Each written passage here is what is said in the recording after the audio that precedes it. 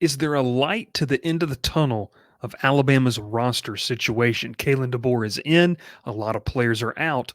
Does that mean Alabama's going to take a step back here in 2024? We talk about that on today's episode of The Crowded Booth.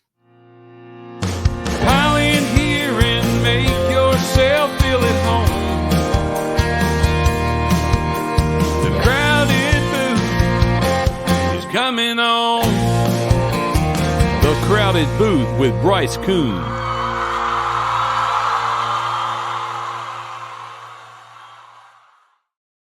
Hello, everyone, and welcome in. My name is Bryce Koon. This is the Crowded Booth podcast talking college football, Atlanta Braves baseball, NFL, everything in between. We appreciate you checking us out, whether it's on YouTube. We appreciate you. We'd love for you to hit that like button, subscribe to the channel if you like this, and leave a comment about what you think. Well, if you're watching this one, you're probably an SEC fan, and you might even be an Alabama fan. And today we talk about this potential roster dilemma that is happening, obviously, in Tuscaloosa. Unless you've been living under a rock, you obviously know Nick Saban announced his retirement, causing this massive chain effect of coaches leaving, coaches joining new programs, new openings coming open, all the way to the point of where somehow, some way, Nick Saban retiring at Alabama has now affected San Jose State, as I don't think San Jose State fans or alumni or that donor base thought that would quite be the issue as they rolled into the month of January and into early February. But this retirement of Nick Saban has kind of sparked this coaching carousel. And as we know in this sport and where we are in college football, it's also created quite the roster conundrum for not only Alabama, but for a lot of different teams. Kalen DeBoer, the new head coach. And today we kind of dive into what's necessarily the problem here, what's the issue, and where does Alabama go to fix this? And can they fix this on the fly? Is this a quick fix for Kalen DeBoer? So first off, we take a look at this. Look, this is a situation where you have had now 9 days that this transfer portal window has been opened. It has been a sticky situation, therefore, to say the least, of what Alabama wants to try to do and what they want to try to accomplish, as they get into spring practice. You have 22 days left, essentially 21, 22 days, depending on when you're watching this, of your roster is essentially open for kids to enter into the portal. We've already seen not just big names, but big numbers and names enter the transfer portal. Isaiah Bond, Caleb Downs entering the portal. I mean, those are two fixtures of this Alabama roster. And the biggest question for these people has kind of been, is there a light at the end of the tunnel? We're going to answer that here later today. But 21, 22 more days kind of left of this conundrum. You look at what has happened with the names that have left, and let's just be real. Top tier talent has left Tuscaloosa. There's no ifs, ands, buts. You can't argue against it. And we're not going to sit here and try to do that here today. Alabama has lost some of its best talent on its roster throughout the portal. There have been some names that might have gone in no matter what. There have been some names that maybe fans didn't feel like would be a big fixture. But when you start to kind of look at the laundry list that it has become of names entering the portal and landing elsewhere, there is a cause for concern. There is real concern about where this roster is going to be headed as you get into spring ball and you continue to kind of do that. Remember that spring ball starts about in March. You have about 2 months to really kind of figure out what your roster wants to look at. But the dilemma as a whole is you have lost top tier talent. And then now you have to kind of get into this situation of, well, where do you go from here?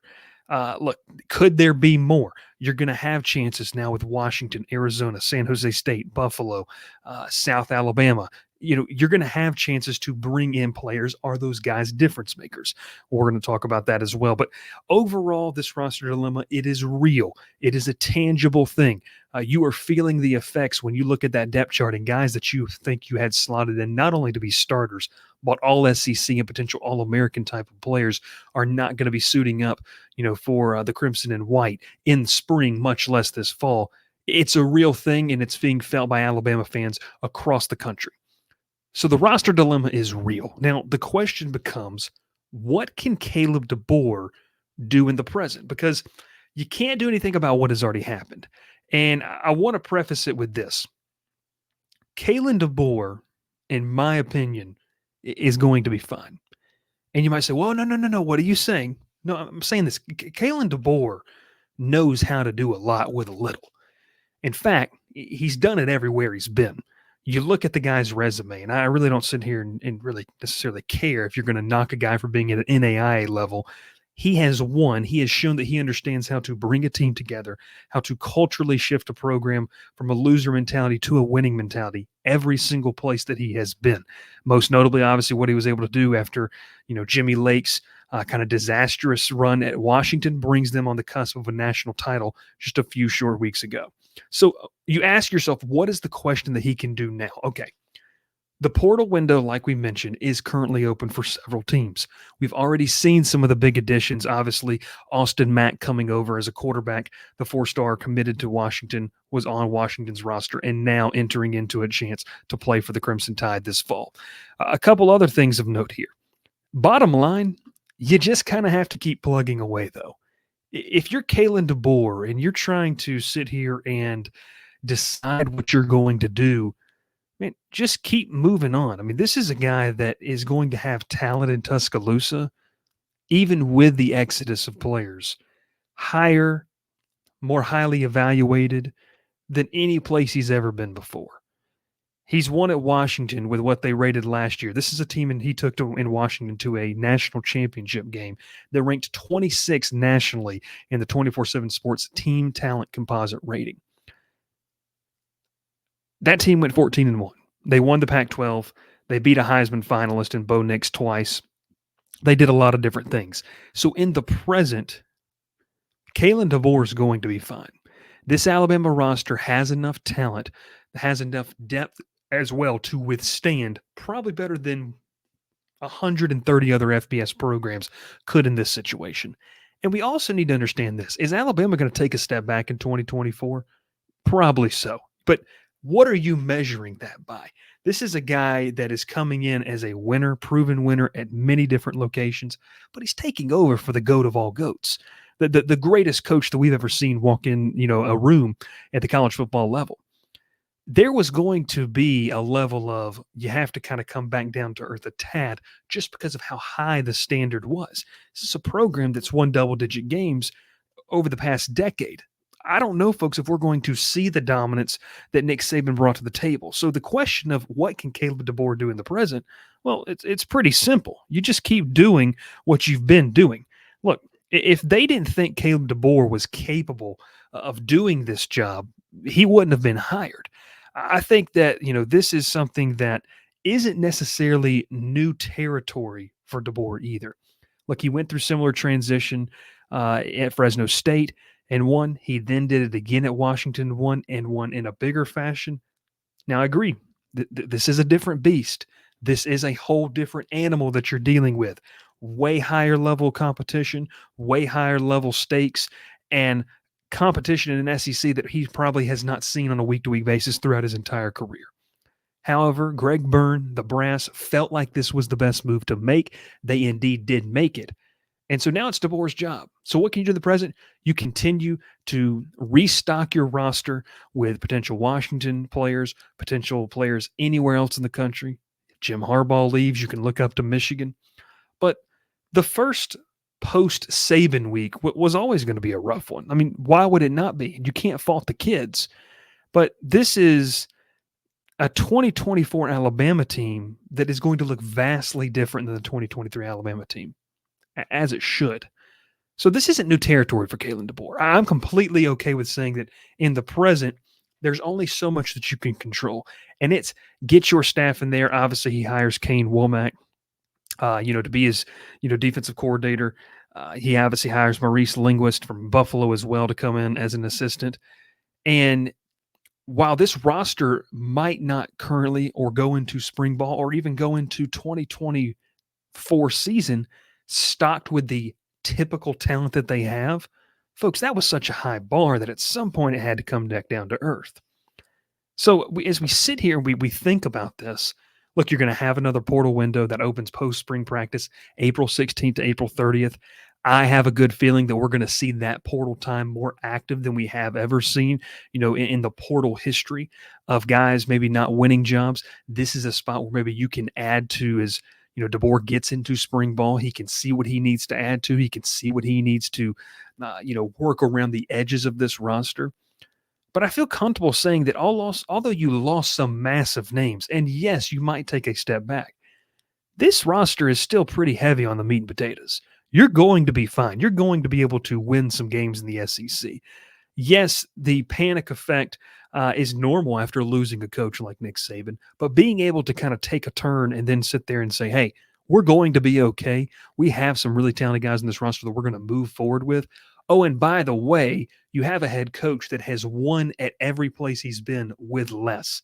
When you give him the keys to the Ferrari here, and maybe it's an older model of a Ferrari now, or maybe it's the base model of the Ferrari right now, this is a guy who knows how to win. He knows how to get the job done. So in the present, you control what you can control. Now, as we take a look at how all this impacts Bama's future, I think let's first off talk about these are two vastly different things. These are two things that you sit here and you look at and you say, okay, the present, it is what it is. You keep plugging along, but the future. And look, I've heard a lot of people talk about, well, the biggest knock on DeBoer is going to be recruiting. He's never had to recruit at this type of level. He's never had to recruit at SEC level, competing against the money that the SEC schools have. Texas and Oklahoma are coming over. You're going to have some different things there with them as well. And I'll take this as 2 points here. The first point is saying, just because something has never happened, or you feel like it hasn't happened, and it's because it has happened, but just because you feel like something can happen doesn't mean that it won't. Winning matters, and that's going to be the overarching theme of this segment. The winning matters in this scenario. I'll also point to 3 names right here that just stand out immediately. Nick Saban when he made his way to LSU, Brian Kelly when he made his way to LSU, Urban Meyer when he made his way to Florida. Brian Kelly's the only one that doesn't have a national title, but he's got back-to-back double-digit win seasons at LSU, and he also has 2 top 15 or 2 top 10 recruiting classes. The idea that you can't recruit because you don't have a relationship or you can't, necessarily bond with maybe the people in the South, I think that it's a completely overblown measure. And we're talking about what Kalen DeBoer can bring to the table. You know why? Because winning matters. These kids want several things. They want to be put on the national spotlight to be able to push their own brand, push their own, narrative of being, I want to be playing in the NFL, and that's all fine and right. You're going to be able to do that at Alabama, and you want to win football games. Alabama has a history of doing that, and Kalen DeBoer has a history of doing that. Now, is that saying that you're going to win or, go to, 4 national championships, or every single recruiting cycle is at least going to have a ring? No, that's the lofty goal that we obviously would compare him, and unfortunately going to compare DeBoer against because of the recency bias. But if this wasn't Alabama, this wasn't, the crimson and white, people would be applauding this hire for someone poaching Kalen DeBoer. It's just because of the standard that was there before that's probably unrealistic for anyone, especially in a new age of college football and new SEC, to really compete against. So winning speaks for itself. And I think Kalen DeBoer is going to do a good amount about that, a lot of that in Tuscaloosa. Kids are going to want to come. He is going to be able to get into rooms, into houses, into living rooms, to be able to recruit kids solely based off of his resume and the brand value that Alabama brings. There's a level of respect. There's going to be a level of respect with the guys that he has on staff. But just because, and it's a lot of these naysayers, it's a lot of these people out here talking about, well, this is just a situation of where you have a guy who's completely out of touch and they're laughing. Folks stopped laughing at Urban Meyer when he came from Utah to Gainesville, 15 years ago, and he won the national title. Folks stopped laughing at Nick Saban when he did it at LSU, went to the NFL, came back down, and went off as the greatest head coach we've ever seen in this sport. Folks stopped kind of laughing at Brian Kelly when he knocked off Alabama last year, took a 9-3 team to an SEC title, and then had a Heisman Trophy winner and won double-digit wins again. 2 of those guys have won a national title, and I would probably beg to tell you that I think the third is going to be able to get one at some point in his career in Baton Rouge. I think the same thing here with Kalen DeBoer. Folks that are on social media maybe laughing about this, maybe trying to poke holes in the argument, that's what they're trying to do. They're trying to poke holes hoping that this ship will sink. Will Alabama take a step back? Yes, because they were at such a high level that is nearly unattainable for many programs, if not most programs in the country. So, yeah, they may come back down to earth a little bit. But the idea that they're going to fall off the table, I think, is a little overblown. And it's fun to see on people on social media that maybe just kind of want to sit here and poke holes because of the same people. If Twitter was massive back in 2006, 2005 and everything, when Urban Meyer was getting into Gainesville, probably would have said the same thing. So I think when you talk about Alabama's future, are they going to take a step back? Sure, you have to. You just had the greatest coach of all time. But is Kalen DeBoer completely out of touch with college football and 18 to 22-year-olds because he's not from the South? No. And there's a lot of case studies to support that. And we just mentioned three of them there: and Brian Kelly, Nick Saban, and Urban Meyer. I think Kalen DeBoer is going to do a fantastic job. I think that he has the potential to win at a high level, to be a team in Alabama that's consistently in the playoff picture as it should be. And I think too, you have a donor base and a front office, but an administration that is so accustomed to that. I don't think they're going to be willing to let too much of it slack off. So if it's not DeBoer in the end, it's going to be someone else. But I will tell you, I think Kalen DeBoer is a winner. He's going to be able to prove that. And I think that's one quality that should have the rest of the SEC saying, yeah, they may be a step down or something like that, but they're still going to have some crazy talent. And they're still going to be a really, really good football program going forward. That's Kalen DeBoer in Alabama. My name's Bryce Koon. Thanks so much for tuning in as we talk about the roster dilemma and how it affects Kalen DeBoer's early time at Alabama. The guy's only been there a week. Let's give him a break, folks. We appreciate you tuning in. If you'd like to be a part of the Crowded Booth, we'd love for you to join over at the www.crowdedbooth.com. You can follow us on social media as well. I'm the host, Bryce Koon. We've got great content all season long and all off season long that we'd love for you to be a part of. We will catch you next time here on the Crowded Booth. Pile in here and make yourself feel at home. The Crowded Booth is coming on. The Crowded Booth with Bryce Koon.